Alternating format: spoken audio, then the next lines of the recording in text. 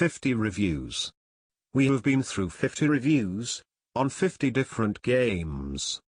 Now, let's review the game that kicked off Nintendo's domination of the handheld video game market. Tetris.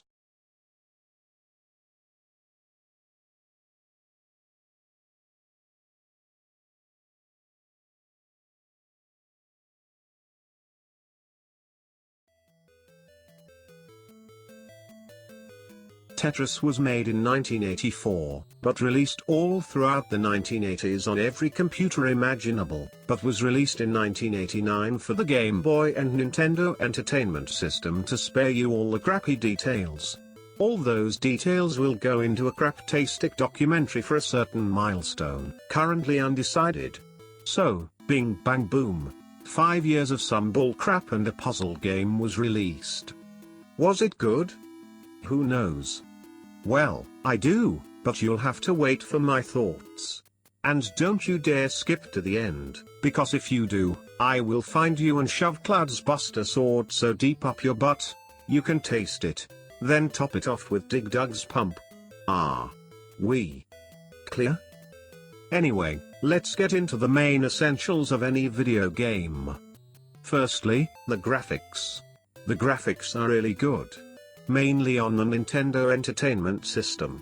On the Game Boy, the graphics are monochrome, and they rely on different patterns, which all look nice, but to be honest, I prefer the much more vibrant colored cubes of the Nintendo Entertainment System edition. Tetris was released in 1988 illegally by Tengen for the Nintendo Entertainment System, which had the best graphics of all the Nintendo editions. The lines faded away into dust and there was a pattern to the outer border of the game, which looked really cool. Now, let's take a look at the gameplay. I'm sure you all know the gameplay of Tetris by now. Each block that falls from the top of the screen has 4 cubes which build up the structure. These 4 cubes are put in different positions, which makes different block types, and you are meant to score the highest points by completely filling a row. The maximum rows you can destroy at the same time are 4 lines. All the 4s in this game put the tetra in Tetris. The gameplay is quite simple, and pretty much impossible to lengthen unless you talk about the other game modes. Type A is your standard Tetris action, the classic eliminate the rows gameplay. Type B, however, is a mode where some blocks have been randomly placed for you, and you must destroy those ones, and continue on the classic gameplay from there. This offers some variety to the game, which can make it a whole lot better, which is always a welcome addition to any game. The gameplay for this game may be one of the best gameplay mechanics in any game ever. You cannot go wrong with this simple concept unless you completely trendify it, which I despise. Get that crap out of my face. So, will the game get a 10 out of 10? No. Obviously not. I think Tetris, the 50th game I have reviewed, gets a 9 out of 10. It is honestly one of the best games I have ever played. It is in my top 10, but not my top 5. Well, that was a look into a really great game we all know known as Tetris. Thank you all for making 50 reviews possible.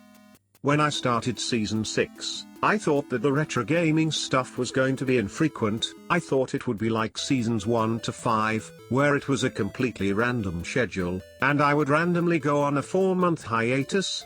But, here we are now. A complete schedule. A clear direction on where the show is going, uploading to 3 different video sites instead of just YouTube. Those are Vidly and Vlare. Thank you to all my viewers there, too. I don't often thank you people as much as on YouTube, but thank you all. You are all just as amazing as my YouTube viewers. Well, I think it's time I head off. Next week, you may notice it will be the 64th episode of the 6th season. Well, I have something planned for that you might just like. I will see you all then. Goodbye.